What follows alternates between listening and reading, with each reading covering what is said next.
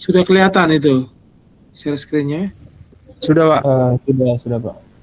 Baik, kita mulai ya. Kita akan membahas mengenai integrasi sistem informasi enterprise ya.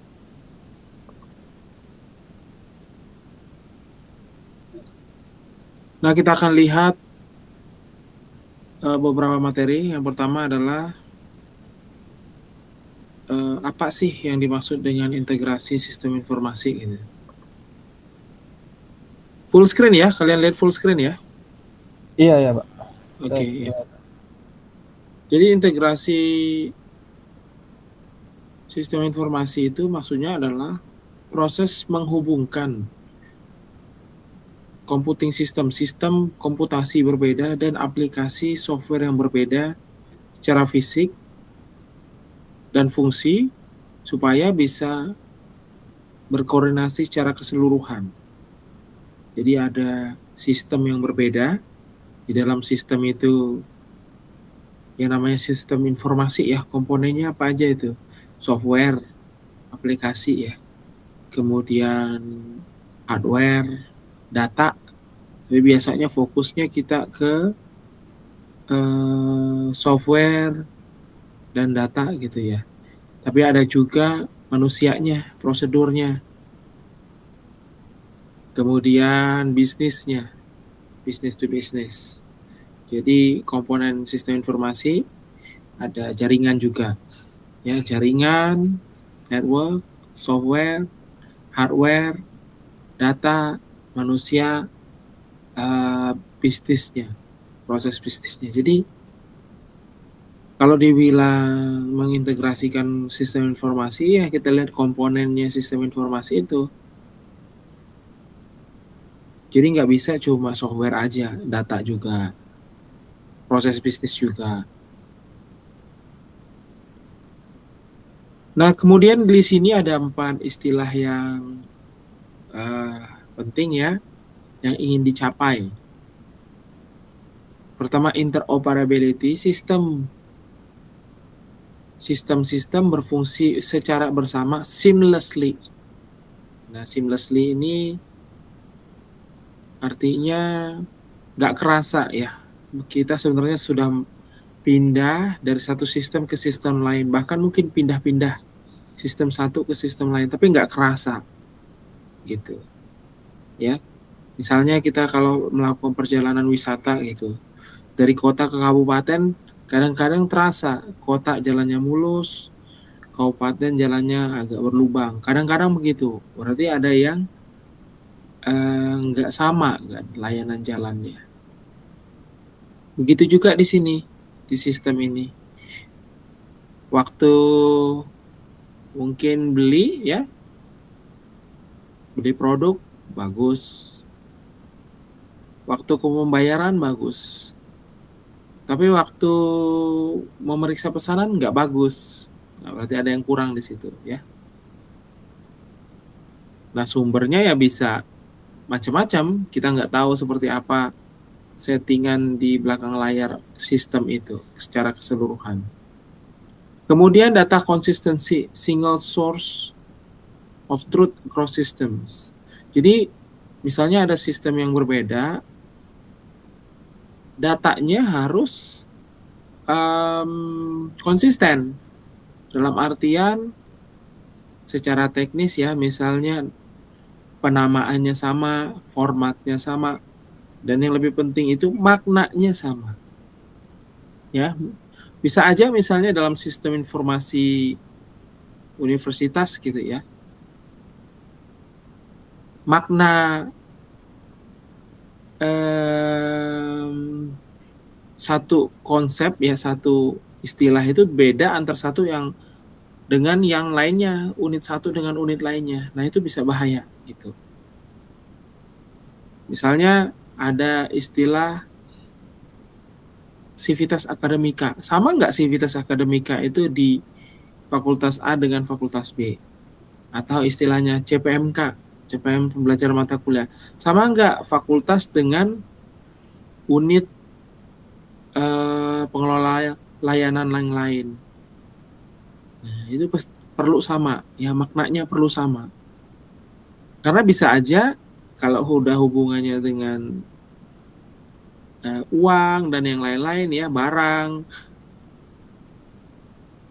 kalau maknanya beda ya bisa dimaknai berbeda gitu ya. Jadi bukan hanya dalam satu sistem, tapi mungkin ke sistem yang lain ya, yaitu mungkin punya third party, mitra misalnya. Itu juga perlu dibicarakan mengenai istilah-istilah ini. Proses automation, jadi tadi dua kata kunci yang penting, integrasi dan otomasi. Integrasi kita bisa nyambung, ya secara umum itu bisa komunikasi. Nah, otomasi harapannya kalau kita bersatu ya menyatukan layanan itu bisa hal yang dulu masih manual bisa otomatis gitu. Misalnya filenya harus pindah pakai flash disk. Sekarang nggak usah pakai flash disk lagi, bisa kekirim atau ke copy secara otomatis. Nah, jadi mempermudah pekerjaan kita sehingga mau nggak mau waktu kita itu bisa dipakai untuk kerjaan lain yang lebih bermanfaat. Atau mungkin biasanya kerjaan lain kalau yang muda-muda udah diurusi sistem atau AI itu, kita harus mengembangkan kompetensi kita dong. Ya itu memang tantangannya kan. Jadi sumber daya manusianya cukup memiliki motivasi untuk mengembangkan kompetensinya. Itu kadang-kadang sisi lain dari otomasi ya. Jadi mungkin kalau mengerjakan pekerjaan lain yang lebih strategis, belum punya kompetensinya harus dilatih ya. Kalau pekerjaan lainnya lebih susah harus mau nggak gitu ya, berlatih mengembangkan kompetensi. Memang seperti itu ya dampak teknologi. Jadi otomasi ya, jangan malah nambah sistem, malah nambah kerjaan. Jadi harus copy paste, harus melakukan pekerjaan lah yang manual, pencocokan tabel A dengan tabel B gitu ya. Satunya di spasi, satunya pakai hyphen, satunya pakai underscore. Udah 3 entitas berbeda gitu. Jangan sampai seperti itu. Kemudian real time information flow, up to date dan data across the enterprise. Jadi maunya kita kalau integrasi itu didukung otomasi ini, informasi itu mengalir secara real time. Memang kadang-kadang enggak saat itu juga detiknya sama gitu ya, tapi paling beberapa detik lah, 2 detik, 5 detik, ditunggu aja gitu, di refresh.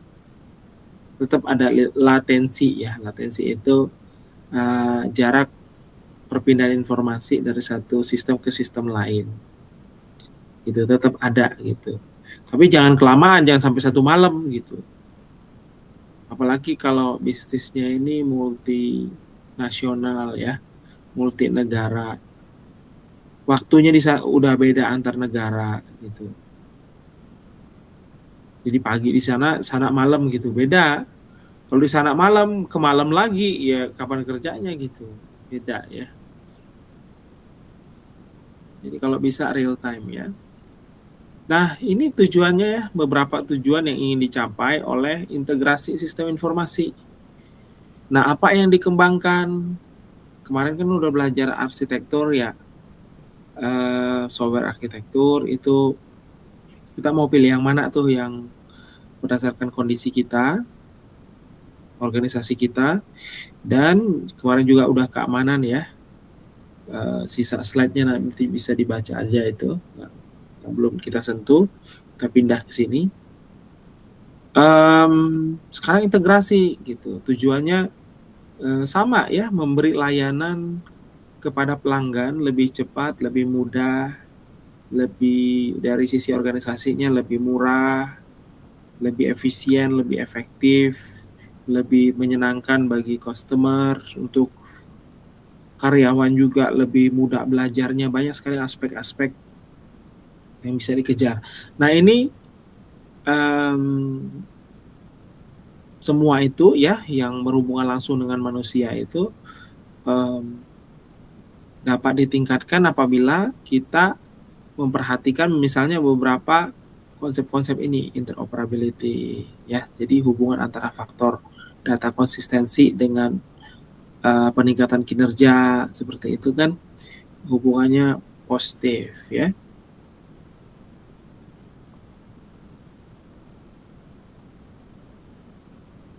Kemudian kita lihat bedanya isolated dan integrated system. Kenapa kita mempelajari integrasi sistem informasi? Karena salah satu urgensinya begitu banyak masalah akibat sistem yang terisolasi. Ya, ada banyak masalah di sini. Sharing data susah. Ya, padahal namanya data digunakan di berbagai sistem. Digunakan di berbagai unit bisnis. Misalnya ada yang pesan barang. Harus tahu stoknya berapa. Kalau jadi mesinnya stoknya akan berkurang. Kalau barang berkurang berarti harus dicatat di bagian gudang dan seterusnya. Datanya ya cuma data barang ya, data barang, data siapa yang mesan, berapa jumlah pesanan gitu. Nah, begitu data masuk misalnya ke ERP ini semua seharusnya update yang CRM, marketing, support. Mungkin ada masalah di bagian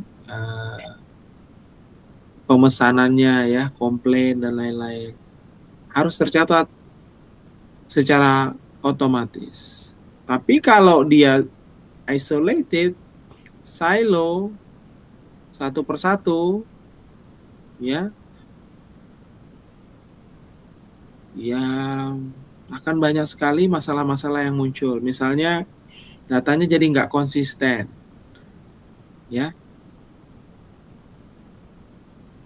Yang namanya manusia ya pasti ada kesalahan. Misalnya kemarin saya nulis angka ya, sudah sering saya tuliskan angka itu, misalnya nomor pegawai gitu, masih bisa aja salah gitu. Ya, kalau pakai tangan mungkin nggak salah gitu, tapi pakai komputer bisa aja jari kita tiba-tiba nggak pas gitu. Kalau nomor akhirnya sama, kita ngerasa sama, ternyata di tengah masalahnya. Nah, gitu ya. Bisa aja manual data entry itu sangat bermasalah di sini, ada problem. Seberapa terlatih pun yang namanya manusia kan bisa capek ya. Nah, kemudian kalau dia integrated, entah bagaimana cara menyatukannya itu, misalnya di sini pakai hub, ya ada sesuatu yang semuanya nyumbang data ke suatu hub, CRM, marketing, support, inventory. Nanti kalau misalnya pakai event driven, ya begitu satu ngupdate dia ngasih tahu ke tengah ini hub ini message broker misalnya. Ini kemudian yang lain yang tertarik ya pengen ngambil informasi bisa langsung bereaksi. Atau pakai sistem yang lain, silahkan aja begitu ada diteruskan ke yang lain langsung. Ya, semua itu di logika ya, si proses bisnisnya ini di logika gimana sih? Hey, selama menjalankan proses bisnis ini lebih banyak manfaat atau kendala gitu. Bisa aja sistem itu cepat, tapi nggak selalu available ya. Bisa aja sistemnya sangat aman tapi tidak nyaman gitu karena sebentar-bentar harus masukin kredensial ya. Selalu ada trade off gitu. Jadi jalan dulu dengan sistem yang ada berdasarkan keadaan kita internal, eksternal, batasan-batasannya, kemudian seiring berjalan waktu bisa dikembangkan ya. Coba kita lihat dari benefit dari sistem yang terintegrasi, real time data sharing. Nah, zaman sekarang ini kan udah real time ya. Apa yang terjadi di belahan dunia lain kita bisa tahu gitu. Tapi karena melewati suatu media sosial ya bisa aja ada informasi yang diubah ya, atau interpretasi yang ngumpulin data karena data sekunder kan, kecuali langsung video live gitu ya. Nah, di sini real time data sharing, apa yang terjadi kita sehingga keputusannya bisa lebih cepat gitu ya. Yang cepat belum tentu tepat ya keputusannya, tapi bisa lebih cepat gitu. Cuma kalau sudah punya pengalaman atas keadaan yang sama, keputusannya bisa sama atau lebih meningkat kualitasnya ya. Automated workflow karena dibantu sistem yang terintegrasi, single source of truth, ada satu database yang paling benar gitu ya. Misalnya ngupdate aja di integration hub ini ada database satu master data, kemudian begitu diupdate, yang lain bisa mengakses gitu ya. Bisa seperti itu. Semuanya mengakses ke database ini. Bisa aja seperti itu kan. Atau yang lain juga punya database, datanya dikopikan ke masing-masing database yang mereka punya gitu. Disamakan gitu ya. Jadi nggak selalu ngeceknya secara berkala gitu misalnya. Jadi nggak selalu perlu update gitu. Dilihat mana yang paling efisien dari sisi ketika dipakai gitu, ya, dari berbagai sisi. Nah, di sini evolusi integrasi sistem informasi dari tahun 80-an sampai sekarang gitu. Ada file transfer pakai batch processing, misalnya diproses ya. Kita transaksi di bank pagi-pagi gitu sampai jam 3 udah tutup katanya. Kan gitu dulu ya. Setelah itu tapi orang bank udah tutup kok, orang bank tetap pulang sampai jam 8 malam. Iya, ngecekin katanya, ngitung-ngitung. Ya, tapi data uangnya belum nyampe nih, padahal kita transfer uang ke luar kota misalnya ya. Besoknya gitu. Baru sampai. Datanya mungkin masukin data, malam-malam diproses, makan waktu berapa jam gitu ya. Nah, akhirnya datanya udah masuk sistem, pindah ke sistem lain, seperti itu ya. Batch processing udah dikumpulin dulu, baru diproses. Jadi adalah yang seperti ini gitu ya. Kemudian FTP, file transfer protocol, ini ya yang saya bilang tadi ya, overnight synchronization. Kalau yang batch processing itu kumpul dulu, baru nanti sekali proses gitu ya. Nah, kelemahannya di sini high latency, waktu nunggu, maksudnya di sini pindah ya dari satu sistem ke sistem lain tuh tinggi latensinya. Kita perlu nunggu lah. Bisa error juga ya. Semua juga error prone ya. Tetap ada error prone-nya, tapi cuma error prone-nya itu sudah berkurang gitu. Semua tetap bisa error. Ya. Kemudian database integration, share database, tight coupling kelemahannya ya. ETL proses, direct SQL access ini. Selain itu ada juga masalah scalability issues. Artinya gimana kalau kita semua mengakses ke database yang sama, kalau banyak yang mengakses pada satu waktu, bisa aja lemot ya, lama. Kemudian kalau satu diubah ya, kalau ada yang diubah di database itu, tiba-tiba diubah karena kalau kita lihat tadi banyak unit kan ya yang mengakses ke database itu, kita ngubah mengikuti ketentuan satu unit gitu. Unit yang lainnya langsung terpengaruh gitu ya. Jadi begitu kita mengakses satu database aja, itu tuh harus ada aturan yang disepakati bersama gitu ya. Misalnya aja ini kita ngerja bareng ya, ngakses Google Drive gitu. Waktu kita ngakses Google Drive itu, sebentar ya, ada tamu sebentar. Saya pause ya. Iya, Pak. Ya, sebentar. Saya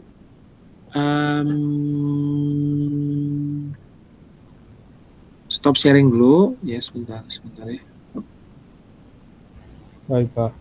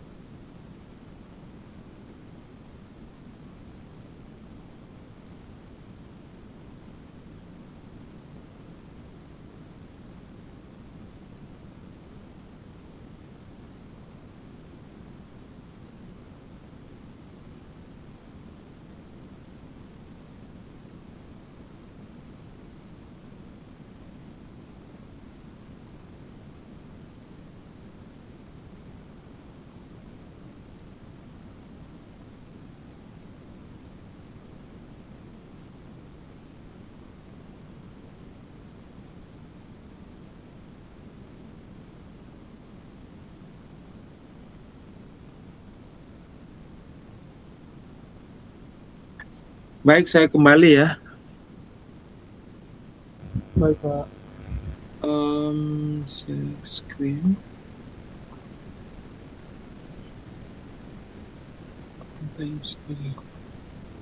Ya, kita lanjutkan lagi.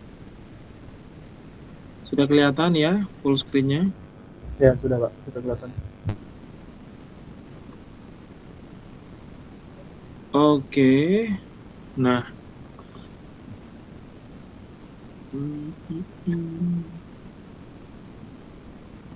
Ya. Ya, tahun 90-an ada tight coupling ya. Tight coupling itu istilahnya adalah antara satu bagian ke bagian lain gitu. Terlalu terikat. Lawannya adalah loose coupling.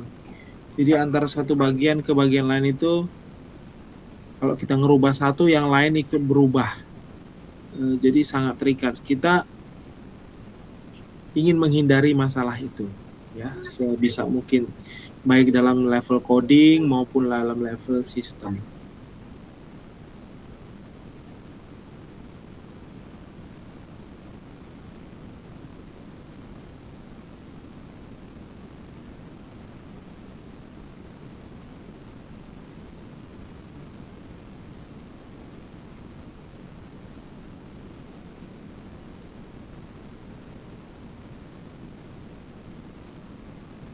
Oke, saya lanjutkan. Kemudian 2000 era middleware dan enterprise service bus ya. Di sini ada SOA ya, Service Oriented Architecture, better decoupling. Nah, maksudnya nggak terlalu tight coupling, cuma kompleks infrastruktur. Ya pasti itu ya, semakin kesini semakin kompleks infrastrukturnya. Kemudian 2010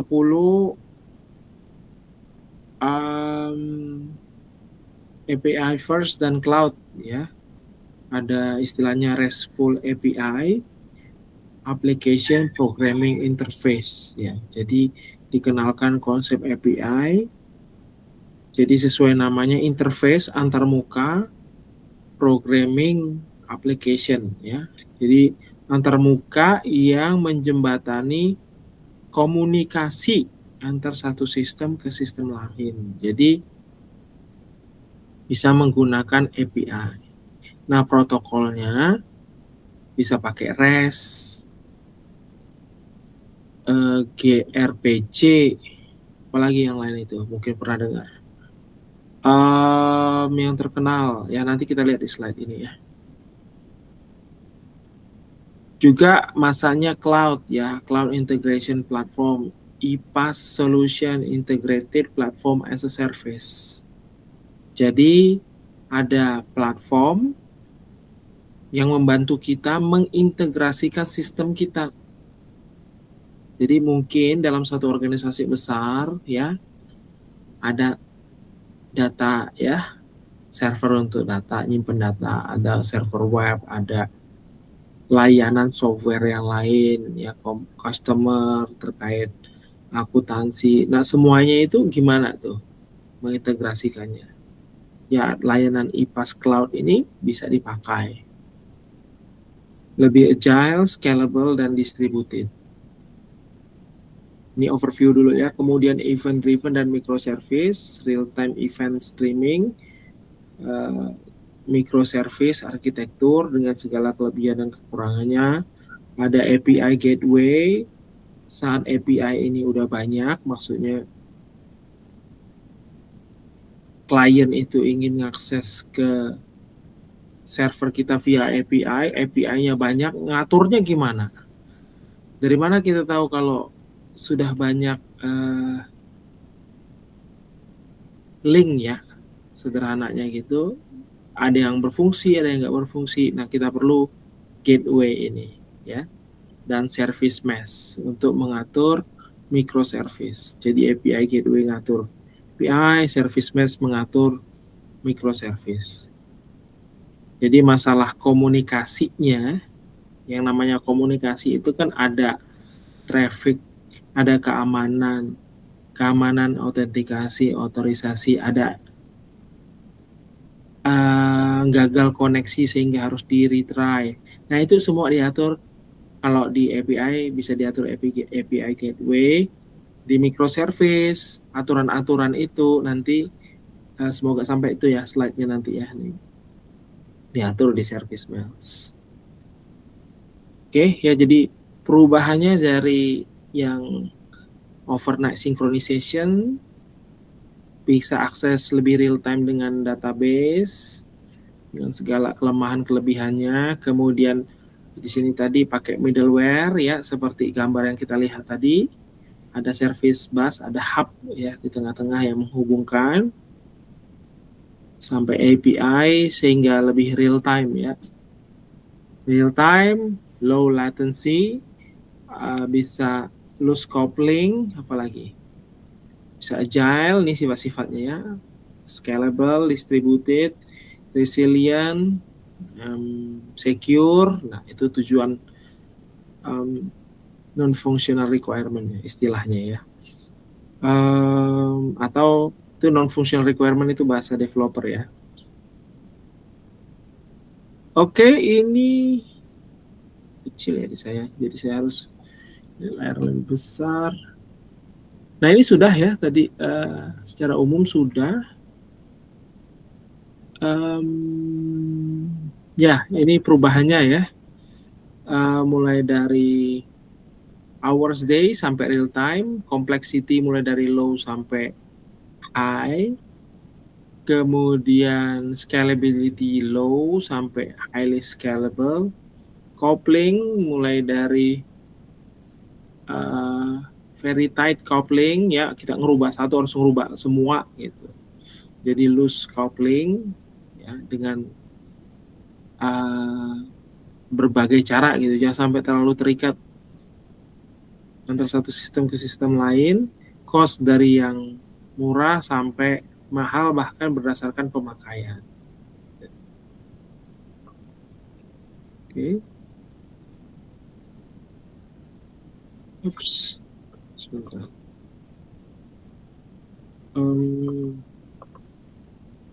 Oke.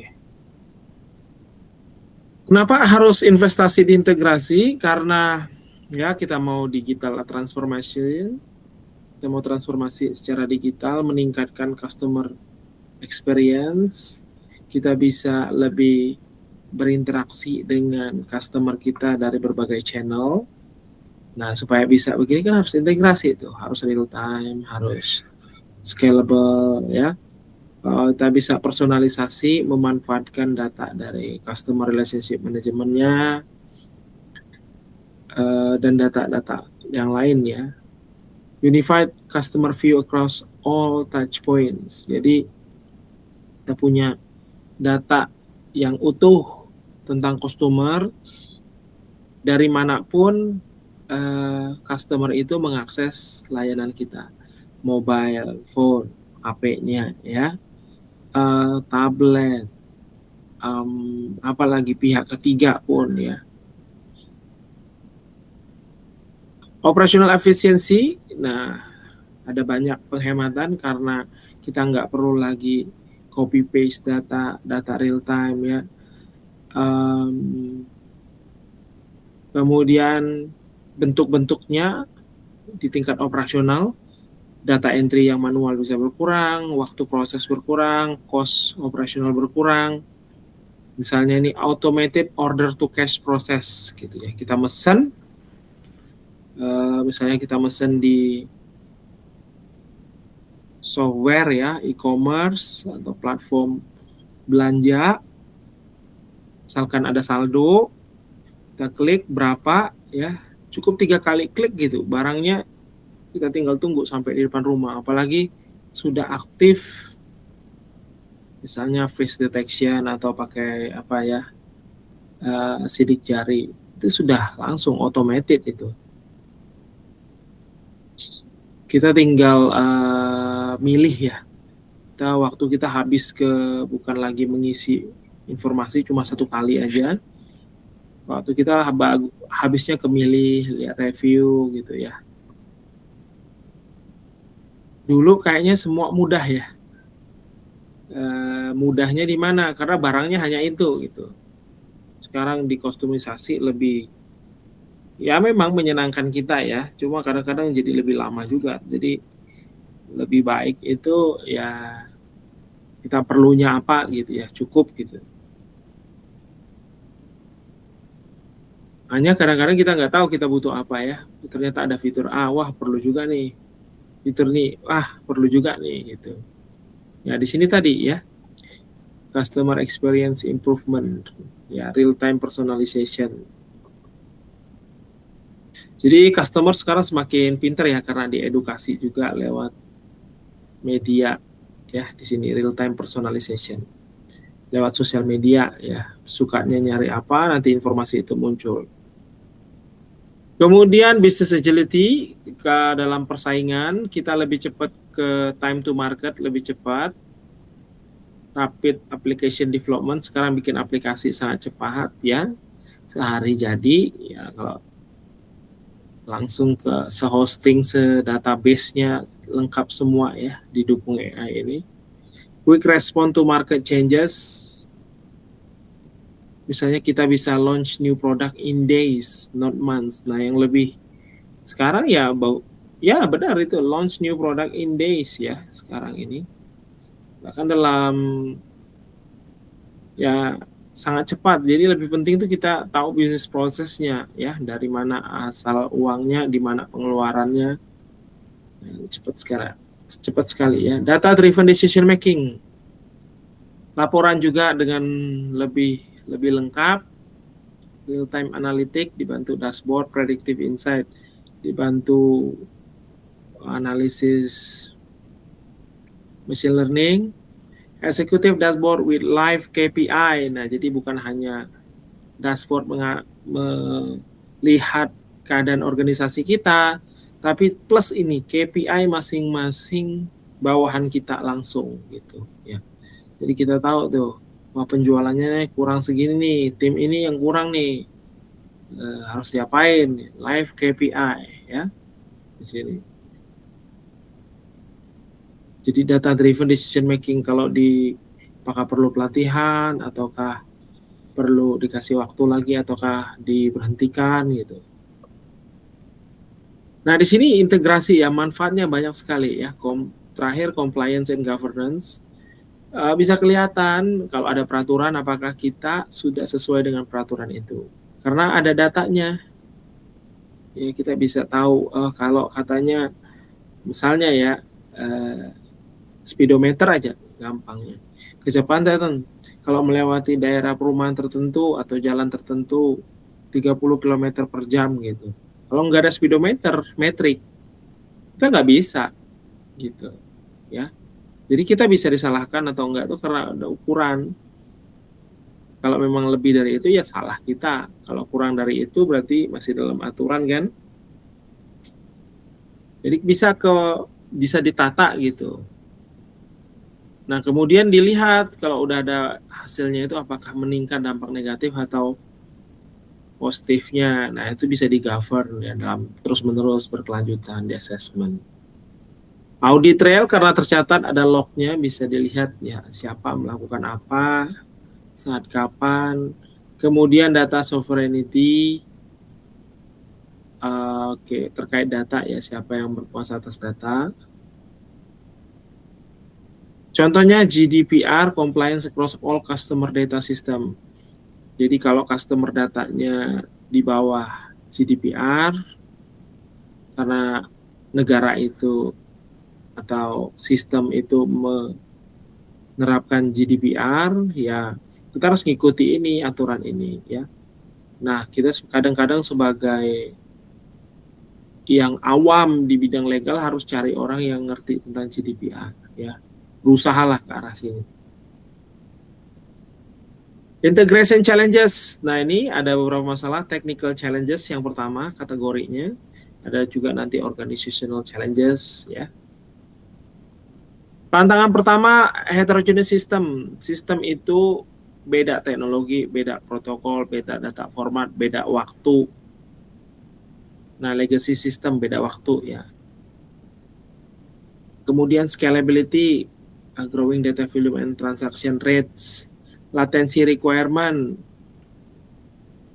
data quality. Nah, ini masalah technical. Jadi sistem yang dipakai misalnya ada aja ya organisasi yang sudah lama itu dia pakai format tipe datanya apa ini gitu.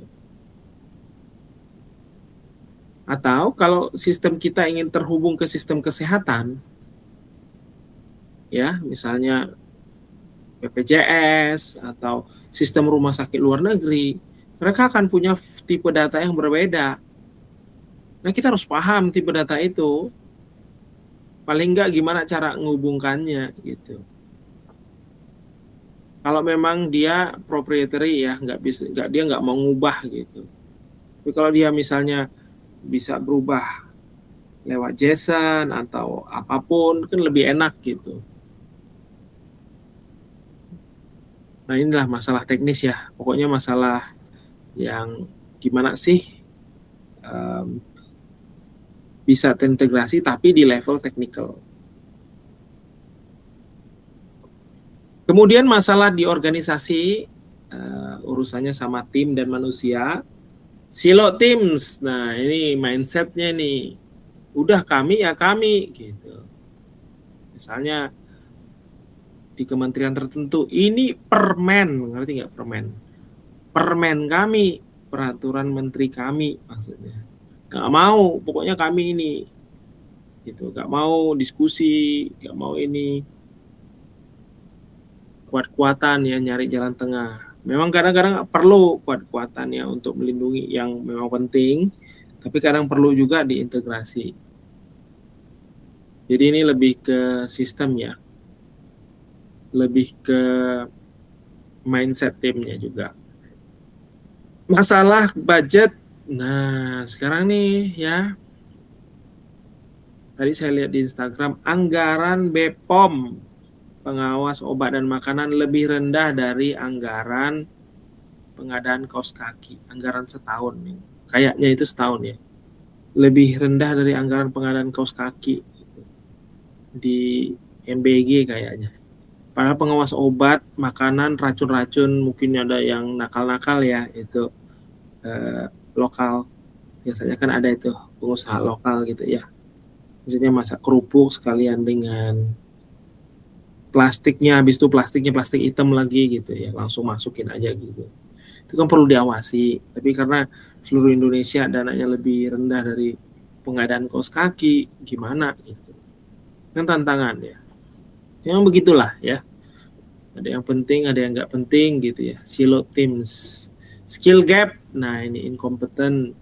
Ya, yang satu, kedua memang kurang timnya, ahli gitu ya. Tim yang bisa integrasi, bisa sebenarnya untuk sistem tertentu, tapi sistem yang lebih kompleks mungkin nggak bisa. Gitu. Change management, nggak mau berubah, nggak mau belajar, beradaptasi. Ya ini juga tantangan ya. Kadang makanya lebih mudah mencari tenaga-tenaga baru gitu ya. Yang lama dipecatin aja atau disuruh berhenti gitu. Kadang-kadang seperti itu. Nah, vendor login. Kadang kita beli satu sistem karena itu hak paten ataupun milik suatu vendor, kita udah kekunci di situ ya. Sehingga kalau mau gabung ke vendor lain yang punya kuat juga nggak bisa bergabung, ya udah kita kekunci gitu. Jadi karena kita udah beli ya karena ya kita gunakan gitu. Tapi kalau terhubungan ke yang lain susah ya susah juga gitu. Jadi bisnis kita yang tahu kira-kira arahnya kemana. Jadi jangan sampai salah pilih vendor gitu ya. Security and compliance ini semua ya, security and compliance ini semua kemarin 2 minggu lalu kita lihat itu harus by design. Jangan mikirnya, wah ini kita perlu aman ini nih. Nggak segitu ya. Jadi semua hal ya, dari data, dari komunikasi, semua.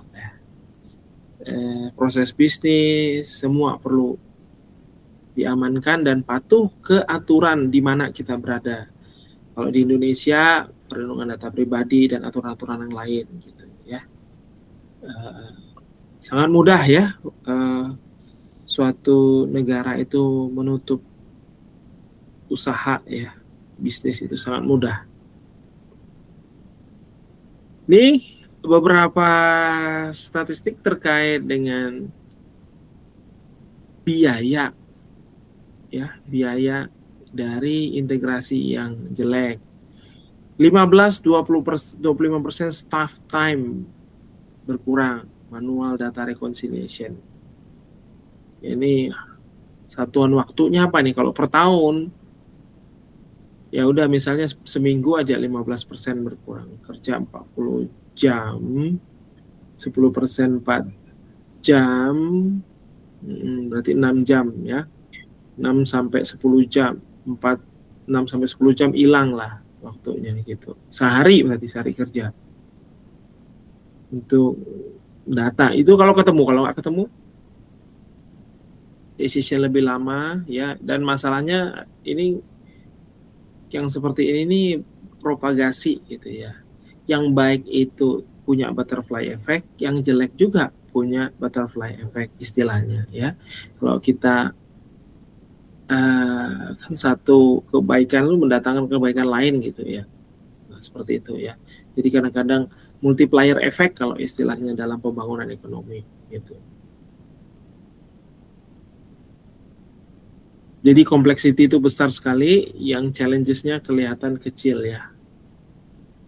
Apa nih istilahnya? Gunung es ya, masalah gunung es. Nah, begitu juga yang jelek sama yang baik itu sama ya, semuanya gunung es ya. Yang nggak terlihat itu selalu lebih besar daripada yang terlihat. Tipe-tipe integrasi, pertama data integration ya, data harus terintegrasi ya. Makanya tadi formatnya sama, apalagi maknanya sama, dari berbagai sumber itu bisa sama gitu ya. Bisa. Jadi mungkin aja dia beda tipenya ya, tapi bisa dikumpulkan di dalam misalnya satu platform gitu. Misalnya ingin menampilkan di dashboard, ya bisa ditampilkan di dashboard itu. Nah, mungkin aja sistem A, B, C itu beda-beda tipe data, silahkan aja gitu. Cuma waktu disatukan, diintegrasikan bisa gitu. Nah, pastikan itu tantangan teknisnya ya. Jadi waktu reporting kita nggak kesusahan gitu. Mau ada datanya gitu, coba buka, nggak bisa dibuka gitu di komputer saya gitu ya. Di komputernya situ bisa bukanya, ya nunggu dulu berarti kan, ya bisa aja datanya dari sana di convert sana sini gitu ya. Nah, seperti kita mau UAS misalnya, UAS misalnya pakai Brown software, soalnya dibuat pakai exam view gitu, itu udah beda itu, tapi bisa ngebaca, bisa diintegrasikan, syukur. Selanjutnya apa PR selanjutnya? Ini yang kita pelajari tadi, otomatisasi ya. Tapi nanti kalau udah diotomatisasi, Tendik yang mengkonversi dari exam view ke tipe data Brown atau ngupload, jadi kerjanya ganti lagi gitu ya. Mereka ganti kerjanya, bisa fokus ke yang lain gitu ya. Syukur dia ada interoperability, bisa konsistensinya, tapi automation belum di sini, manusianya belum gitu ya. Nah, cuma nanti begitu sudah masuk ke sistem Brown jadi bank soal, jadi kita bisa pakai, jadi sekali itu aja ya, sekali itu, tapi tetap belum otomatisasi ya, belum ada otomasinya. Satu kali tetap perlu ya, maksudnya untuk masukin manual. Ya kalau nggak Tendik saya yang ini kan, kalau misalnya mata kuliah saya belum ada soalnya, atau pengen ganti soal baru gitu. Lebih enak lagi kalau bisa generate ya, di Brown generate soal, lebih enak lagi kan, diintegrasikan dengan AI. Berdasarkan materi-materi ini kan saya sangat terbantu gitu. Oke, ini ada teknologinya ya, ETL, extract, transform, load. Jadi di ekstrak dulu datanya, diubah sesuai kebutuhan sistem tujuan, baru di load ke sistem tujuan. Kalau ekstrak, load, transform, datanya itu di load dulu ke sistem tujuan, baru di sistem tujuan itu ditransform. Nah, ini hasilnya mungkin sama aja, tapi lebih ke mampu nggak sistem itu, punya nggak kapasitas untuk mengolah dan menampung gitu. Kalau hard disknya kecil, model IoT gitu, gimana mau ngolahnya gitu, nggak ada RAM-nya gitu ya. Ya udah dikirim aja dulu. Jadi tergantung sistem atau tools ya. Sistem yang dipakai lah, berarti saya ngomong software, hardware ya. Bisa nggak menjalankan ini? Kalau nggak bisa, cari cara lain gitu, yang software yang bisa gitu ya. Atau sistem yang bisa. CDC ya, apa ini ya? Data change. Capture data change. Change data capture ya, melihat perbedaan dari satu sistem ke sistem lain ya. Saya lupa ingat sebentar ya, ini bisa dicari. Baik, Pak. Ya, nanti ingat sendiri saya. Banyak ini istilah-istilah ini ya. Ini PR nih untuk masing-masing mahasiswa nih. Apa ini benda-bendanya? Kalau dilihat dari tadi ya, banyak sekali terminologi nih. Ya, dan ini harus dipahami terminologi ini. Dan domainnya beda-beda, ada yang dari edukasi tadi, ada yang dari keuangan, ada yang dari commerce ya. Oke, setelah data integration, application integration, integrasi aplikasi. Tadi data ya, kemudian aplikasi di sini. Tujuannya supaya bisa work together. Nah, jadi di level aplikasi bisa pakai API ya, dan protokol-protokol lain, ESB ya, Enterprise Service Bus. Tujuannya supaya bisa otomasi, bisa diorkestrasi workflow-nya. Misalnya seperti ini ya, Customer Relationship Management System terupdate ketika order itu masuk ke ERP, Enterprise Resource Planning Software ya. Jadi kalau dia beli dari software modulnya ERP mungkin, dia langsung update ke sini. Ya, bisa aja vendornya beda, bisa aja vendornya sama gitu. Misalnya ini pakai ada satu database master database ya.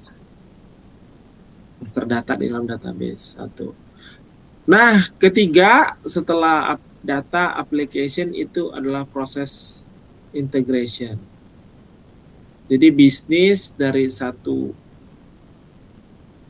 proses bisnis across system bisa terorkestrasi dengan baik. Ya seperti contoh tadi, misalnya kita beli di online ya. Kita beli online, kita cukup milih, nambah jumlah barang, alamat semua sudah masuk, saldo sudah ada, pay, nanti sampai ke depan kita. Itu kan sebenarnya banyak bisnis prosesnya. Pencarian produk, pembelian produk, pembayaran, konfirmasi cetak pengiriman, konfirmasi pengiriman, banyak sekali proses bisnis. Kalau ada error customer service gitu ya, banyak sekali, tapi semuanya bisa terintegrasi dengan baik. Di sini sebut end to end order process from website to warehouse to shipping. Dari website ke gudang ke pengirimannya kita pilih pakai jasa pengiriman yang mana, yang pasti nggak sama perusahaannya dengan penyedia platform. Penyedia platform juga nggak sama perusahaannya dengan yang penyedia barang gitu, tapi bisa terintegrasi ya. Kemudian business to business integration, connect with external partner and supplier ya. Di sini beririsan ya. Nah, misalnya kita punya usaha, kita si mitra kita, supplier kita punya API, kita akses gitu, API-nya dibuka untuk kita, private ke kita dibuka ya.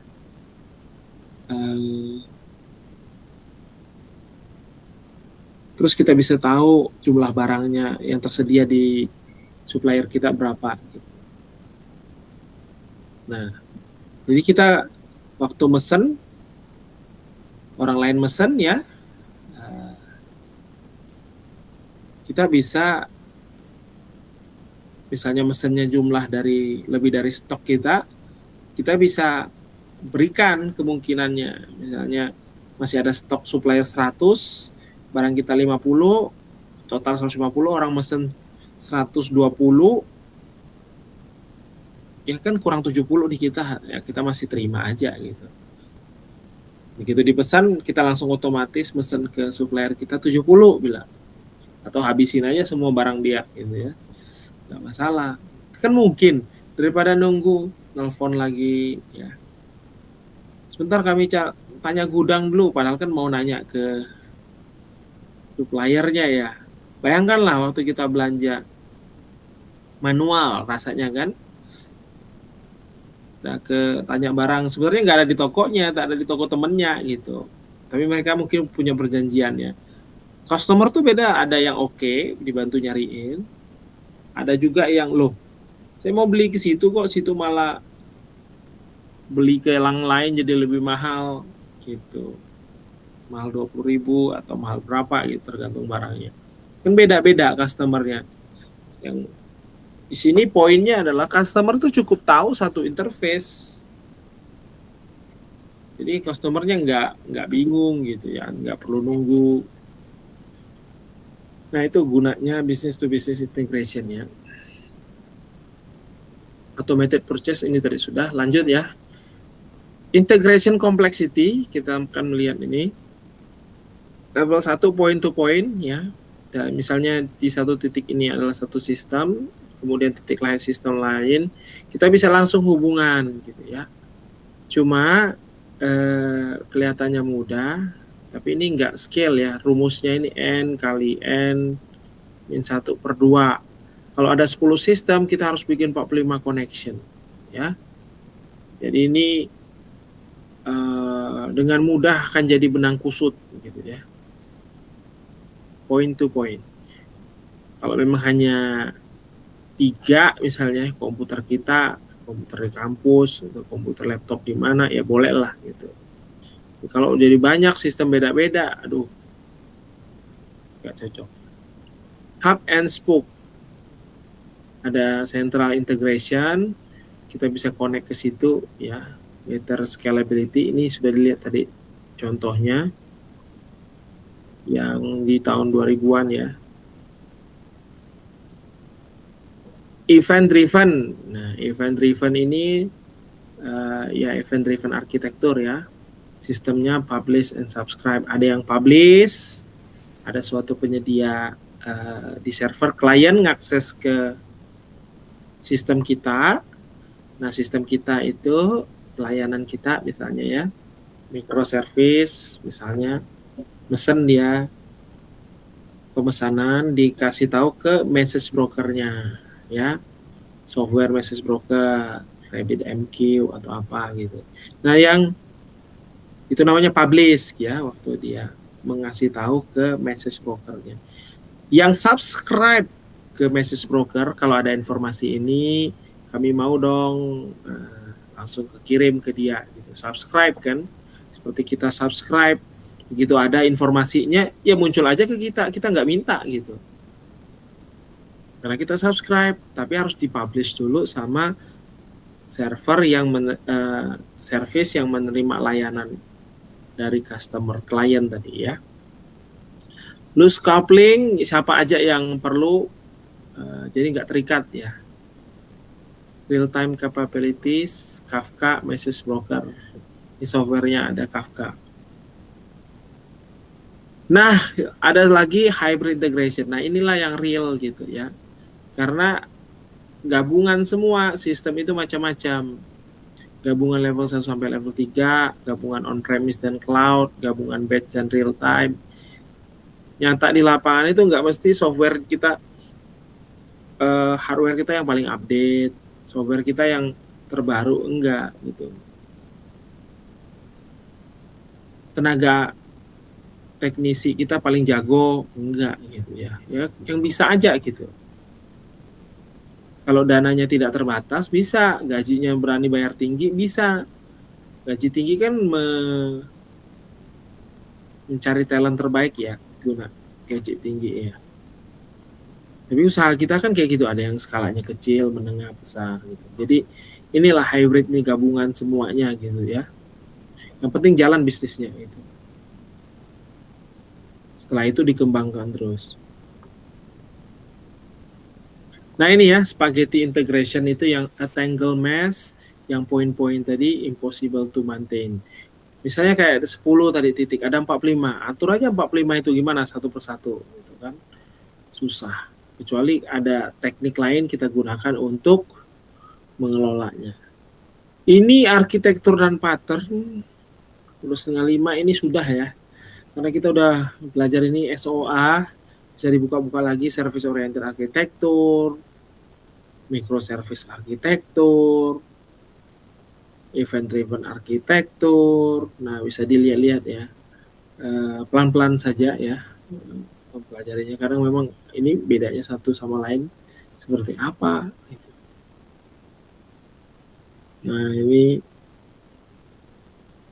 saya skip aja. Nah, ini zaman sekarang itu ini ya, API led connectivity. Nah, zaman sekarang kan apa-apa API. Banyak sekali public API, cuaca, daftar nama Pokemon, apalagi yang lainnya yang mendukung hobi lah, informasi. Nanti kalau sudah banyak mengakses API itu baru kita disuruh bayar.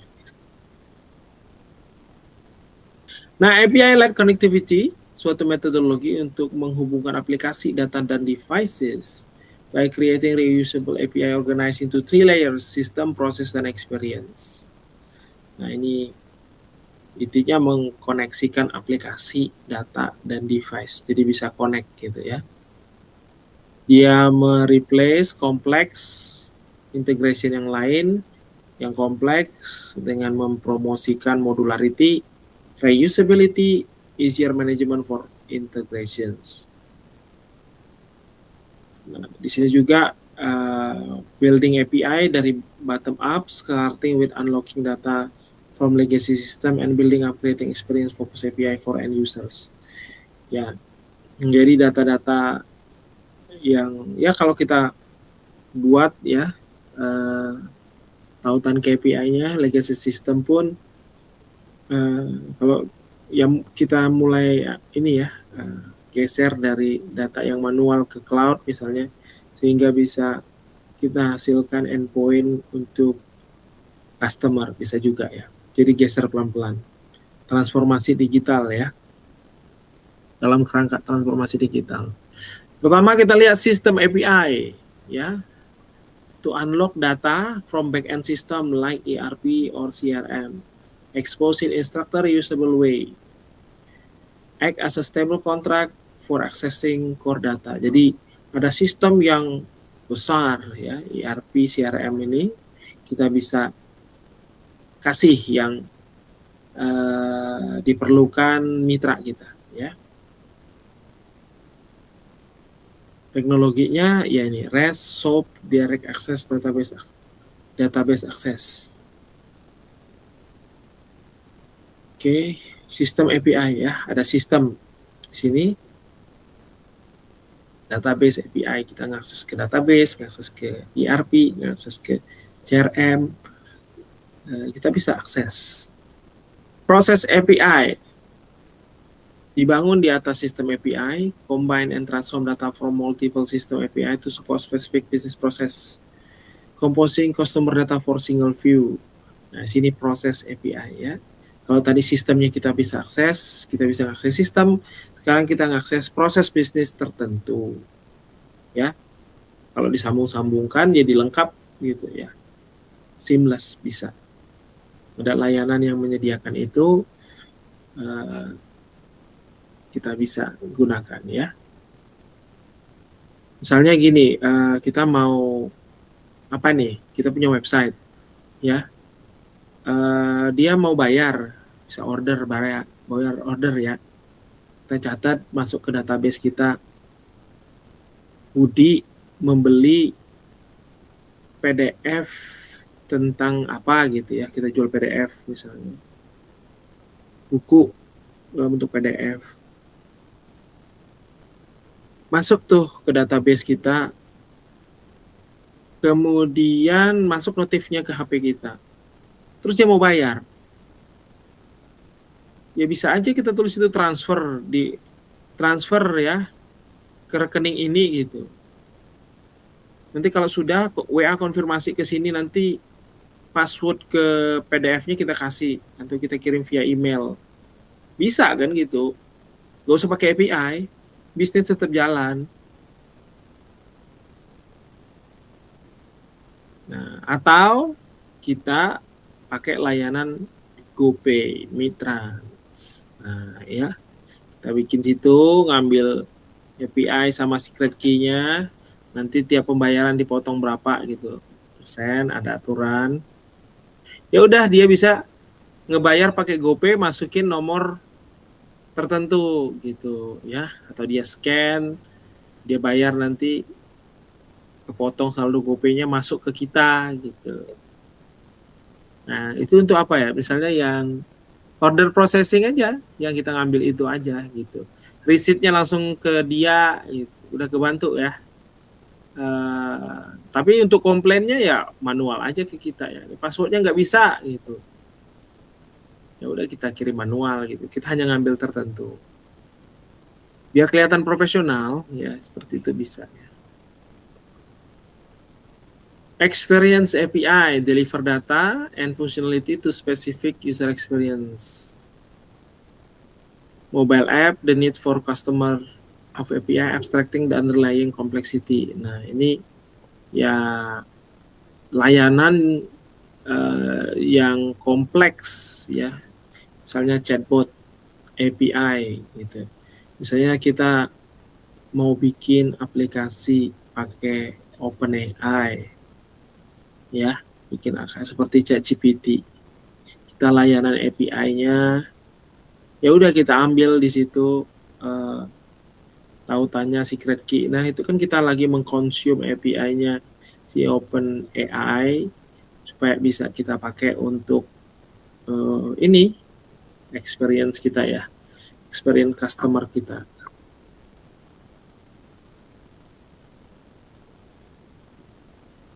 Nah, dengan tampilannya bisa, tampilan UI-nya bisa kita bikin sama seperti ChatGPT, atau tampilan UI-nya kita itu kan hanya casing aja ya, atau kita bikin tampilan kita sendiri, warna-warnanya kita ubah sendiri gitu, silahkan.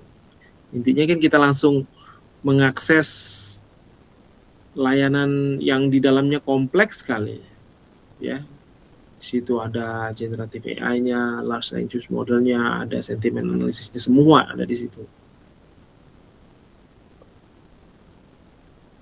Dengan cepat kita bisa akses hanya dengan menggunakan jasa OpenAI ya. Nah, reusability ya, kita bisa banyak sekali sekarang aplikasi yang dikembangkan dengan API, misalnya OpenAI, semua pada pakai gitu ya. Layanan-layanan itu seperti yang generatif AI sekarang kayaknya sudah, kalau nggak pakai Gemini, pakai OpenAI, pakai apa lagi ya, Cloud, Anthropic, udah seperti umum gitu, semakin umum lah. Agility, speed, governance ya, banyak sekali manfaatnya. Pola integrasi request and reply yang biasa ya, kita minta klien klik suatu tombol, ngisi form, dia request, nanti di response sinkronus ya, langsung ada responnya. Mungkin lagi banyak layanan kita nunggu antri gitu, tapi kita nunggu gitu ya. Nah, perlu ini yang sinkronus ini. Jadi jangan karena ada asinkronus kayaknya sinkronus gak penting gitu. Jangan gitu ya. Semua itu ada fungsinya ya. Memang ada kadang-kadang yang satu sudah digantikan ke yang lain, tapi ada itu kan selalu berdasarkan fungsi gitu. Misalnya autorisasi kredit card ya. Itu ya mesti sinkronus. Misalnya gini, kita bayar gitu. Kita masukin PIN, ya kita tunggu gitu. Masa kita nggak nunggu? Nanti tiba-tiba bisa kapan aja gitu. OTP misalnya, dalam berapa menit gitu. Jadi entah apapun prosesnya itu yang membutuhkan immediate response ya, sinkron. Oke?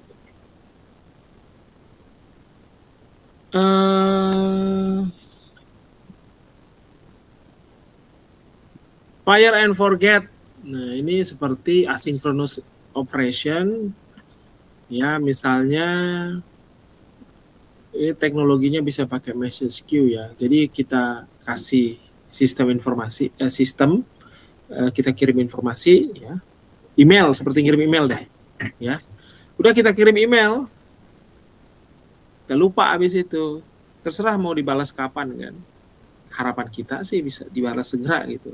Kan begitu kita kirim email kan kita nggak nunggu langsung balasan by system, aja kita terserah kapan mau ngebalas si nerima email kita ya, fire and forget.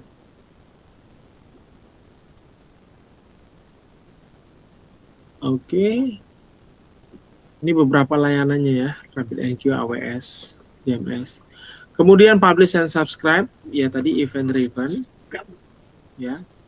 Publisher send to topic, ini istilahnya topik, ya. Multiple subscriber receive, ya tadi event driven arsitektur ya.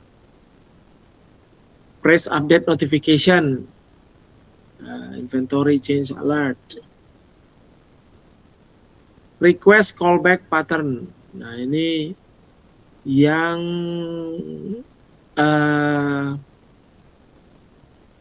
pekerjaan yang long running ya.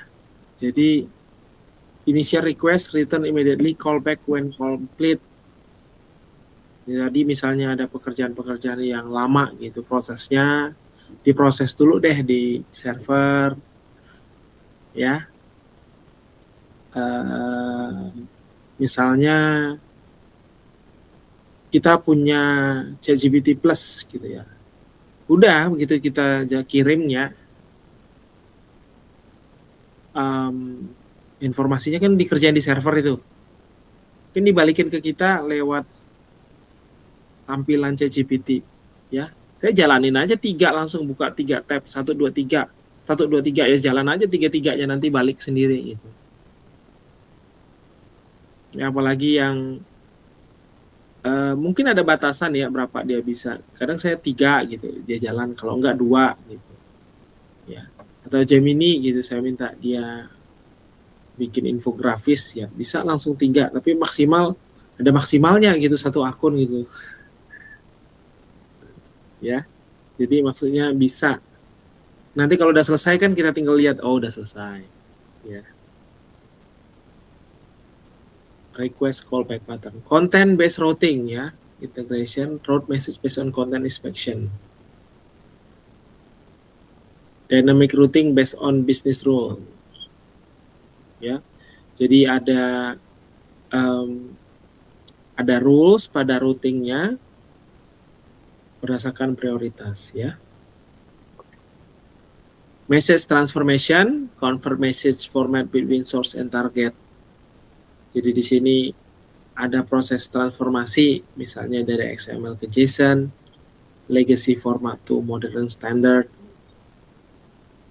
Ya, ada kelemahan di sini, bisa aja data loss, semantic mapping, semantik maknanya itu mungkin beda ya, performance. Aggregation pattern, combine multiple message into single message. Oke, jadi ada beberapa pesan digabung jadi satu ya. dari berbagai sistem. Tentu saja satu sistem bisa aja lagi bermasalah sehingga datanya nggak komplit. Compensation saga pattern. Nah ini ada tuh di slide selanjutnya, tapi jauh di belakangnya. Ini kita baru setengah ini ya, sampai 87 slide. Ini baru 43. Oke, saga pattern distributed transaction with compensating action. Jadi proses bisnis tadi, misalnya kita dari pesan barang sampai ke barang itu sampai ke tempat kita, itu kan ada banyak tuh langkah-langkah. Pesan barang, barang di pack, pesan barang, cek inventory, barang di pack, barang dikirim. Nah, kan bisa aja itu masing-masing sistem itu ada yang error di sebelum masuk ke tahap selanjutnya, ya. Nah, saga pattern ini, saga ini artinya melihat transaksi secara keseluruhan, ya. Jadi nanti si orkestrator, ya, si ada softwarenya itu dia akan ngelihat sampai tahap mana sih lagi error, dia catat tuh, ya. Jadi nanti begitu berhenti di tahap tertentu sudah ada dicatat kan. Nah kalau memang dicoba lagi sama dia dari tahap yang error tadi, terakhir di mana, coba lagi gitu.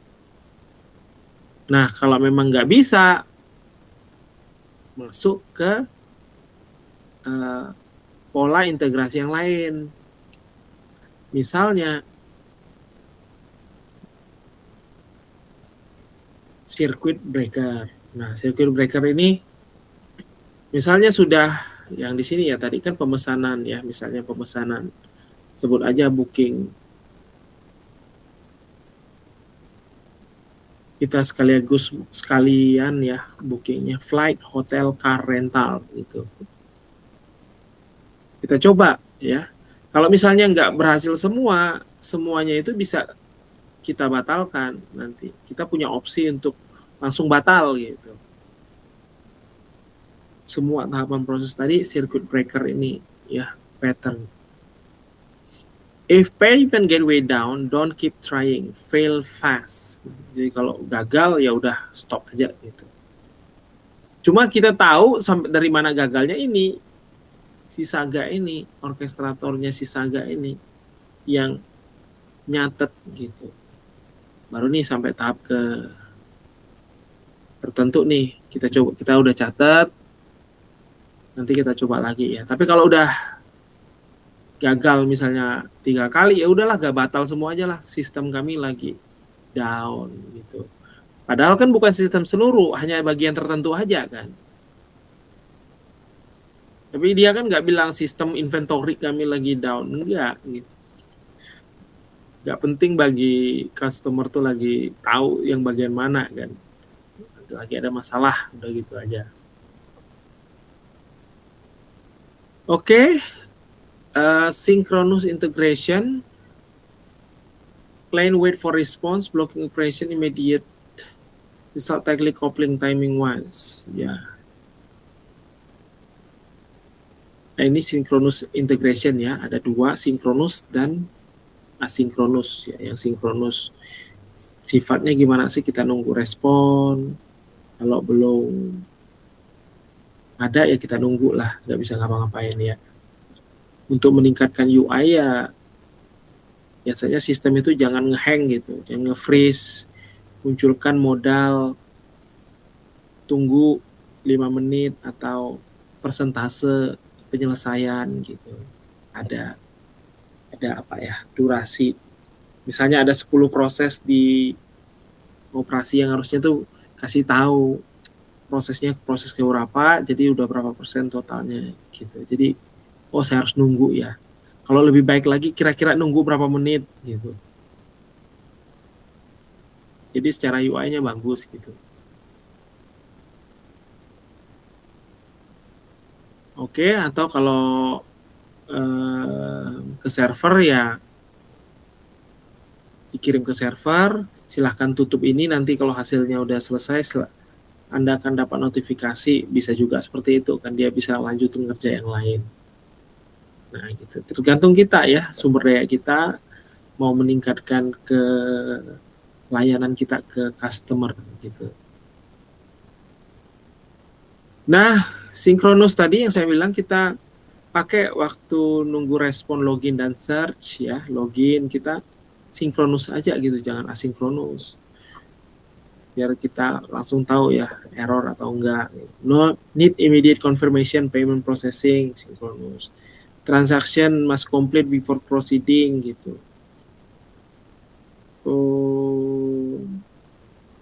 Simple low volume operation, biar nggak terlalu lama nunggunya ya. Masalahnya scalability, cascading, performance, timeout management. Teknologinya ya umum ya, REST, SOAP, gRPC, GraphQL. GraphQL ini pakai query language ya. Jadi masing-masing teknologi ini, API ini, REST, SOAP, gRPC, GraphQL ini ada kelebihan dan kekurangannya ya. Yang paling umum biasanya kalau belajar dari REST ya. SOAP juga cukup umum tapi tidak lebih umum dari REST. gRPC dikembangkan Google, biasanya dia pakai bahasa yang sulit ya. Jadi makanya ini biasanya antara bisnis ke bisnis ya, sistem bisnis ke sistem bisnis ya, sangat cepat ya. GraphQL menggunakan query language. Semoga ada ya slide tentang selanjutnya yang detail perbandingannya ya. Cuma kalau umum belajar ya dari REST, SOAP, GraphQL, baru gRPC ya.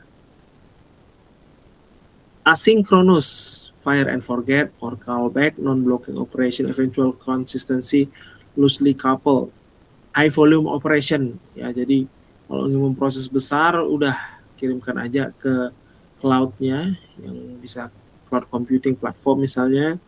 Long running proses dibiarin, kalau memang ada yang makan berapa jam ya, ditunggu aja sambil ngerjain yang lain.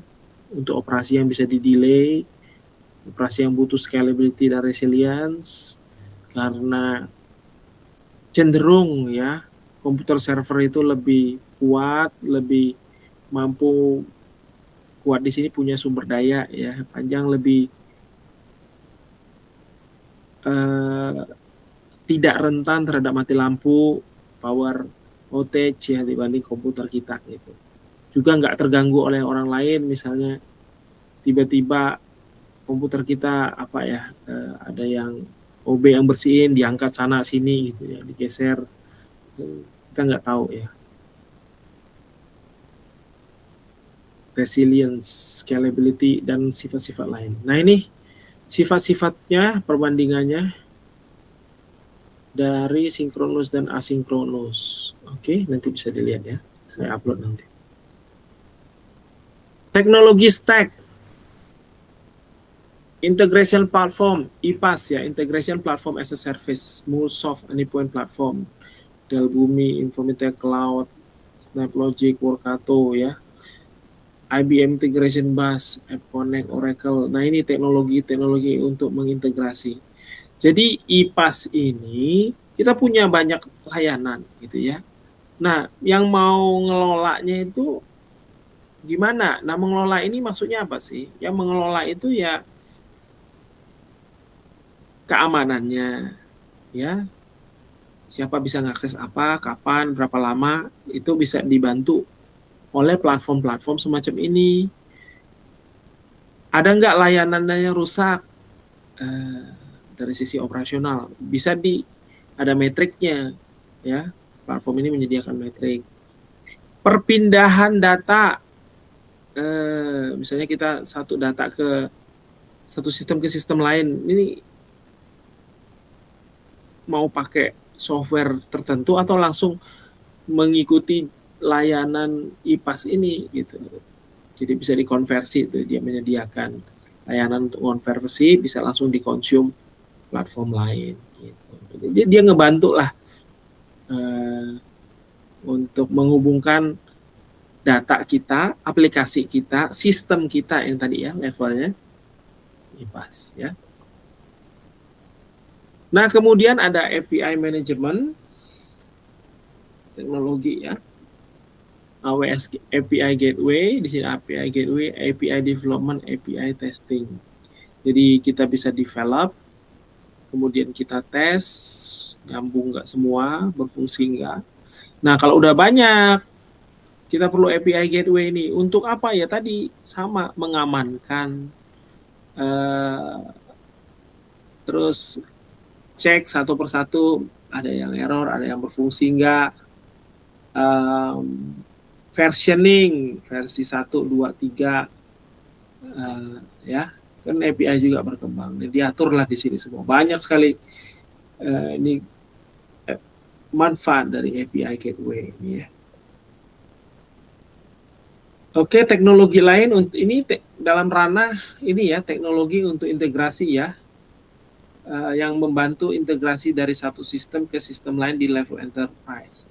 Message broker, event streaming ya, message queue untuk PubSub tadi, publish and subscribe, RabbitMQ, AWS SQS, Azure Service Bus, event streaming ya, Apache Kafka, mau nonton Netflix misalnya ya, layanan-layanan seperti itu bisa didukung ini, traditional MOM ya.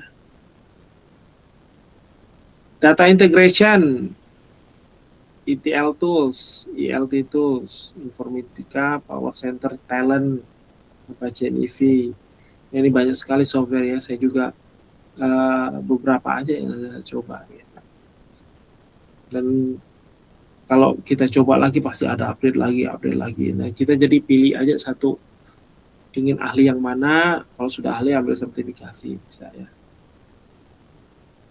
Oke, data virtualization, data replication, ELT tools, cloud native integration, service mesh, serverless, container orchestration, service mesh ada Istio, Linkerd, AWS Mesh, serverless AWS Lambda, Azure Function, Google Cloud Function, container yang terkenal sekarang ya untuk mengatur kontainer ya, Docker container, Kubernetes.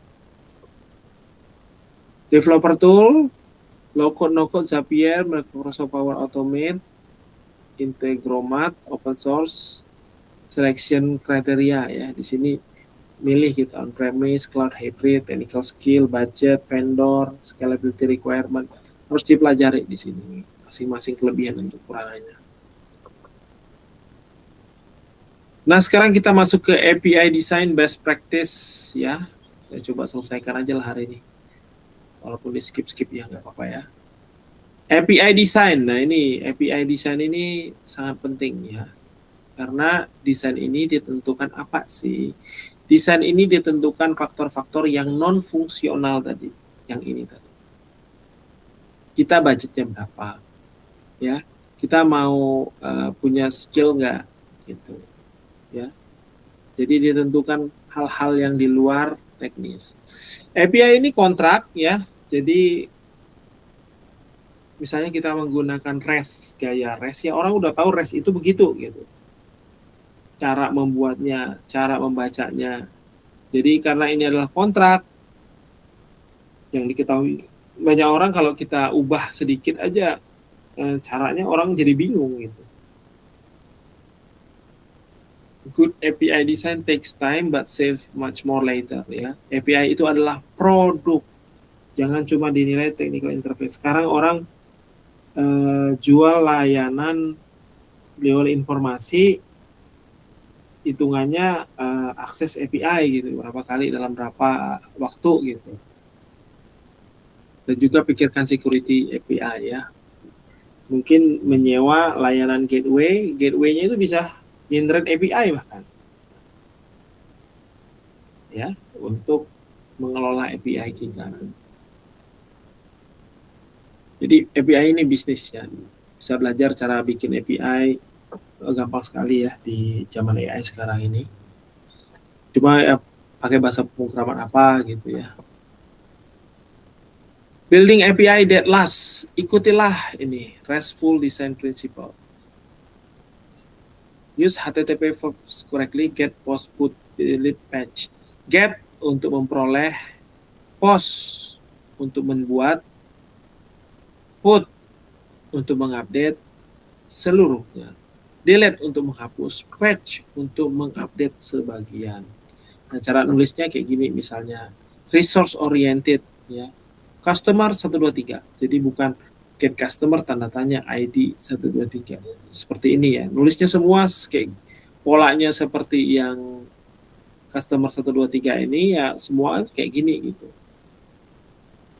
Stateless communication. Nah, kalau ini stateless itu artinya satu komunikasi itu memuat semua informasi. Jadi satu komunikasi tidak tergantung dari komunikasi sebelumnya. Jadi waktu kita ngirim informasi sama dapat informasi itu udah komplit semua lah yang kita butuhkan gitu. Beda dengan GraphQL tadi ya.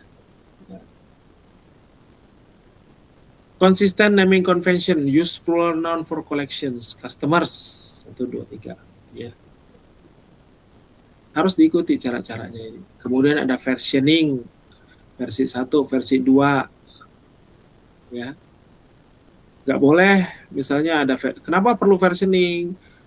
Begitu ada versi 2, versi 1 nggak berlaku, nggak bisa gitu. Mungkin aja kita nggak tahu ada sistem yang hanya bisa mengakses teknologi di versi 1, mungkin seperti itu ya. Kita nggak tahu yang terjadi di sana. Jadi kita nggak bisa ngubah-ngubah ya secara tiba-tiba gitu, tanpa pemberitahuan. Oke. HTTP header versioning. Jadi poinnya di sini adalah ada konsep versioning dalam API. Ya. Consistent response ya throughout API endpoints. Cara menulisnya ini ya konsisten. Karena layanan ini dipakai orang semua gitu. Makanya mungkin kalau nulis tesis ya, apalagi kalau pembimbingnya itu, memang kadang banyak pembimbing yang sibuk sekali ya, ngirim nggak balas, kirim pesan lama balasnya gitu. Cuma kalau misalnya dikasih masukan seperti itu tuh kan tujuannya apa? Ini paper yang atau artikel yang less long gitu ya, long lasted gitu. Karena memang ada aturannya artikel ilmiah itu. Memang selesai, tapi kalau setiap komponen-komponennya itu nggak dipenuhi, nggak bisa direplikasi penelitian itu. Nggak bisa dibaca juga, nggak bisa gitu. Yang bisa ngebacanya ya cuma si yang ngebuat. Orang lain nggak bisa ngebaca. Makanya paper-paper yang Q1 itu pasti siapa aja ngebacanya sama. Gitu, kalau udah terbiasa. Beda memang kalau mereka yang nggak punya keahlian nggak bisa baca, itu urusan lain gitu. Tapi siapapun yang punya keahlian minimal untuk paham bidang ilmu itu, ya paling nggak dia menulis artikel, dia akan bisa ngebaca latar belakang apa, polanya seperti apa. Karena ada polanya gitu. Nah ya. Nah, kata informasi saya tentang pola tadi udah membantu kalian sebenarnya untuk membuat artikel dengan bagus. Kemudian ada status code, ya kita pakai ini ya, jangan kalau memang kejadiannya oke kita 200 kita tuliskan gitu. Kan kita ubah-ubah. Orang jadi bingung nanti. Loh ini kan normal ya. Ya namanya developer ya, ada juga yang bandel mungkin. Atau yang mungkin baru belajar ya. Kemudian appropriate authentication for security ada banyak sekali ya, misalnya out20, API key, JWT token, JSON web token ya. Use HTTPS, validate all input, implement rate limiting feature, untuk mencegah apa? DDoS, log security events, nah ini. Ya maksudnya security-nya diperhatikan, intinya itu ya. Dokumentasi sangat penting. Oke, saya skip cepat aja ya. Nah, ini microservice integration. Oke, ini integrasi untuk microservice ya. Arsitektur microservice. Kompleks, lebih kompleks dari monolitik. Pakai service mesh. Ya. Pakailah service mesh. Kalau microservice-nya sudah banyak, memang meningkatkan kompleksitas, tapi mempermudah dalam jangka panjang. Jadi kalau microservice-nya banyak banget ya, pakailah service mesh karena akan sangat membantu operasional. Ya seperti sudah banyak ya. Ya silakan. Ya seperti sudah banyak karyawan gitu ya. Masa kita sendiri mengelolanya? Udah banyak karyawan. Kalau karyawannya 3 bisa kita atur. Kalau karyawannya 10, 20, 30, kita butuh supervisor. Ya. Satu orang mungkin mengelola 5, sehingga kalau 30 kita butuh 6. Atau satu orang mengelola 10, sehingga kita butuh 3. Gitu. Ya. Makanya service mesh ini seperti bisa membantu ya. Nah ini ada gambarnya. Oh ini dulu ya. API gateway dulu. Untuk microservice. Nah, ada layanan dari klien, ada misalnya API gateway-nya kita pakai si Amazon, layanan Amazon. Di dalam Amazon Web Service Cloud Platform layanannya. Nah, API gateway ini kalau kita alamatnya pakai foo, misalnya pakai REST API, kita pakai jasa backend-nya load balancer, Elastic load balancer, sama EC2 auto scaling group. Ada kerjaan-kerjaan berat nih, pakai yang ini backend-nya. Wah, ada kerjaan yang generate PDF aja misalnya. Satu fungsi gampang pakai layanan AWS Lambda Function. Nyimpen website statis pakai S3 bucket aja. Gitu. Dia ngatur nanti. Terserah si klien nih. Si klien ini mau ngakses ya ke alamat mana. Udah dia ngatur tuh si API gateway ini gitu. Ya, itulah manfaatnya API gateway. Udah aman, dia ngamankan, ngecek orang ini normal apa enggak. Terus bisa juga mengarahkan ke external services. Ya tadi seperti Mitrans. Kita nggak punya nih untuk layanan. Ya udah kita diarahkan ke layanan pembayaran. Udah selesai balikin lagi ke halaman kita. Boleh, silahkan gitu ya. Atau mitra-mitra yang sudah berkolaborasi dengan kita. Jadi API gateway ini nanti ngarahkan aja kita mau ke back end yang mana nih sesuai dengan permintaan si klien kita gitu ya. Oke, service mesh. Nah, microservice memang bisa berhubungan dengan service-service lainnya ya. Di dalam satu microservice itu ada business logic, misalnya akademik. Apa sih bisnisnya akademik itu? Validasi KRS, cetak transkrip. Nah, itu bisnis logiknya, kerjaan bisnisnya. Cuma ada hal yang sama ternyata. Yang bisnis logic A sama B mungkin beda. Tapi yang ini, CCC ini, cross cutting, concern. Masalah yang sama, cenderung sama, antara layanan service satu sama service lain. Ini sama. Udah kalau sama ini, ngapain kita repot gitu. Memang kita punya kebebasan microservice ini ngembangkan pakai bahasa apapun, keamanan pakai apapun.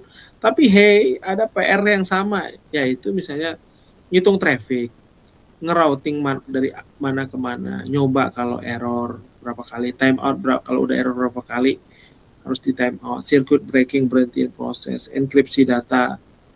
Kalau mau dikirim, dekripsi data yang datang, authorization, dan lain-lain. Ini nih cross-cutting concern. C. Masalah yang kita hadapi bersama. Udah deh, kalau memang sama, nanti microservice A bagus ngelolanya, microservice B nggak bagus, jadi nggak standar ya. Mungkin aja ada menjadi masalah teknis. Ya sudah, kita pakai jasa si service mesh itu yang ngelola CCC untuk kita menggunakan proxy ya. Sini proxy data plane. Data plane ini tempat, ya kadang-kadang di sinilah ya, ada banyak berbagai istilah ya. Ada banyak istilah yang dikembangkan oleh si mereka yang membuat teknologi ini yang membuat kita harus belajar gitu ya. Nah, sebagai ini saya terjemahkannya ini ruangnya lah, ruang di mana data itu dikirim ke proxy, ngatur CCC. Jadi komunikasinya itu si proxy ini ngatur, proxy hubungan sama proxy, dikasih tahu ke kita gitu ya. Jadi diatur di sini semua yang cross cutting concern itu. Nah, konfigurasinya diatur di control plane. Konfigurasinya ya. Jadi informasi apapun yang terjadi di proxy ini, CCC-nya dikasih tahu ke control plane, dia catat nih oleh control plane ya. Ini melaksanakannya. Disimpan, di sini dicatat lagi ya. Terus bisa diatur konfigurasi ke proxy sana ya, yang CCC-nya proxy microservice A, proxy microservice B, bisa diatur di control plane. Jadi control plane mengatur config, si metriknya dikirimin sama dari proxy ini ke control plane gitu. Kan kebantu tuh, semuanya jadi lebih standar, komunikasinya cenderung lebih stabil gitu ya. Ini service mesh ya. Oke, kemudian integration lagi, pattern untuk si microservice ada istilah BFF. Bukan best friend forever ya, tapi back end for front end. Jadi masing-masing klien yang mengakses ke kita, service kita SA sampai SN ini, kalau dia ngakses lewat browser device, kalau dia ngakses lewat mobile app, kalau dia ngakses lewat third party services, kita bisa sediakan browser yang backend yang berbeda gitu. Kita langsung detect dia ngakses pakai apa, ya. Kita sediakan front end yang dilayani. Di sini kan ada front end ya. Kita sediakan back end yang berbeda tergantung dari front end-nya dia gitu. Kenapa? Karena bisa aja mobile app ini nggak butuh informasi sekaya yang diakses dari browser device. Mobile app ini kan karakteristiknya beda, ada baterainya lah, bisa cepat habis baterainya ya, apalagi sekarang kan aplikasi itu berat-berat tuh, konsumsi baterainya tinggi sekali gitu. Nah ini kita bisa lebih ringan nih aplikasinya ya gitu, bisa dia ngakses semua informasi itu, silakan aja, cuma kita sediakan kira-kira apa aja sih yang dia butuhkan dalam bentuk yang lebih ringan gitu, gambarnya lebih kecil ya. Bisa aja satu backend untuk semua diatur, if sana if sini gitu, tapi kan bisa juga kita atur yang masing-masing lah, spesifik spesial untuk masing-masing klien gitu, dari mana mereka mengakses itu ya, backend for front end. Nah ini event driven saya skip ya, event driven ini arsitektur ya, saya skip ini karena arsitekturnya itu ya, event driven arsitektur. Nah ini saga pattern yang sudah saya ceritain tadi, ada si koordinatornya ini ya, saya sebut orkestratornya ini, koordinatornya ya. Jadi dia catat itu semua, ini saga pattern, dia catat, dia tahu semua prosesnya, start end ya. Dicatat semua prosesnya, misalnya order itu catatnya di dalam log ini gitu ya. Di sebelah kiri. Yang sebelah kiri. Nah, jadi ada 4 proses sampai mana nih gitu ya. Jadi kalau ada salah nanti bisa ngulang dari yang terakhir. Jadi untuk integrasi itu tidak ada yang terbaik ya, sesuailah dengan keadaan kita, tools kita, banyak sekali pertimbangan ya, yang namanya software architecture ya, nggak ada yang paling baik, yang adanya adalah trade off ya, trade off antara latensi dengan apa dengan apa, pasangan gitu ya. Ini sudah. Oke, kemudian data quality ya, data quality, data yang berkualitas menentukan semuanya ya. Data yang berkualitas merupakan juga materi penting untuk membangun AI. Data berkualitas juga penting untuk informasi yang akurat. Data yang berkualitas di sini kualitas ya. Itu apa sih? Kalau kita bagikan lagi ke detailnya, data yang timely, data yang akurat, data yang apalagi ciri-ciri data yang berkualitas ya. Silahkan ditambahkan, banyak sekali ciri-cirinya. Nah, selanjutnya data governance. Data governance ada beberapa konsep di dalamnya. Data ownership, siapa yang punya data, standar data apa yang dipakai, data lineage, urutan data, data security dan keamanan, tergantung juga termasuk di dalamnya aturan-aturan yang harus di-comply ya, dan juga kapan data itu dibuat sampai dihancurkan, berarti istilahnya daur hidup, life cycle of data ya. Ini semua data governance, tata kelola data. Jadi sebelum data itu, kalau dalam ilmu mereka ini sih data governance itu di dalam data manajemen ya, kalau nggak salah ya, kalau dalam bidang ilmu ini. Hanya saja sesuai namanya tata kelola. Sebelum kita harus ngelola data itu, aturan-aturan terkait data. Jadi supaya integrasi tadi kan ada di levelnya data gitu ya.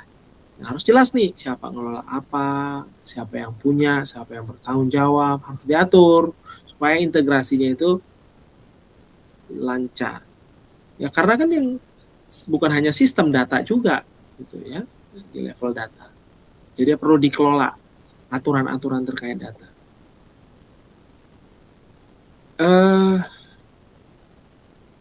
Ini udah slide berapa ini? Banyak juga ya. Nah, ini teknologi security. Ya, biaya. Ini security ya, kita sudah bicarakan minggu lalu. Security di level network, di level data, di level aplikasi, ada tools-toolsnya. Oke. Nah, prinsip-prinsipnya sudah kemarin, defense in depth, multiple security, ya, least privilege, zero trust, security by design, regular testing, incident response, ini sudah semuanya. Ini semua sudah. Nah, future trends, nah ini sudah mendekati akhir ya.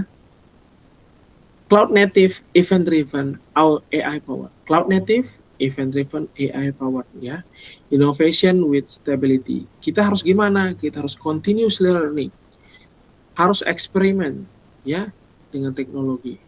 Hybrid approach pasti yang akan realita ya, realita lapangan itu ya. Jangan chase trend, fokus on business value. Apakah teknologi yang saya pakai itu memberi kontribusi pada bisnis saya? Itu selalu pertanyaannya ya. Jadi trennya ada beberapa di sini, AI, event driven, API as a product, API as a business asset. Jadi API itu business asset, dikelola dari awal dengan baik. IPaaS, serverless integration, ya, low code no code integration. GraphQL adoption, jadi setelah misalnya menguasai itu, kuasai prosedur API yang lain, edge computing dan IoT, blockchain untuk B2B integration, service mesh untuk microservice. Ini tren 10 tren. Nah, apa yang harus kita persiapkan? Skill ya, cloud platform, pilih aja satu, mau AWS, Azure Cloud atau Google. Teknologi, perhatikan teknologi event streaming, Kafka, service mesh, WebGL, AI, ML integration, serverless computing. Kesiapan organisasi ya, training dan upscaling kitanya juga ya secara individu. Sekarang yang sering kita lakukan belajar mengenal dulu, habis itu memang belajar mandiri ya perlu. Nah ini tadi beberapa teknologi, dan bisa ditambahkan ya teknologi pattern yang di masing-masing requirement ini ya. Ini tadi sudah beberapa disebutkan, ya hanya sebagai rangkuman pengingat. Takeaway ya, takeaway sepertinya ini slide terakhir ya. Integration itu strategik, bukan hanya teknikal. Ya, memang teknikalnya banyak tadi tantangannya, tapi itu levelnya bisa sampai strategik. Arsitektur perlu dipikirkan dari hari pertama. Data quality nggak bisa ditawar, security nggak bisa ditawar. Mulailah simple, evolve as needed. Monitoring and observability metric, ini semua ngomong tentang metrik. Ya, metrik apa, query, metrik yang akses API metrik. Nah, metriknya apa tuh? Itu yang dianalisis. People and process penting, sama penting dengan teknologi. Reuse and standardization drive value. Jadi harus bisa, digital transformation itu salah satunya reuse ya, API tadi. Jadi bisa digunakan lagi digital transformation dan standarisasi. Saya pikir gitu aja ya dari saya hari ini. Kita ketemu lagi minggu depan. Slide-nya nanti saya upload. Ada pertanyaan sebelum diakhiri?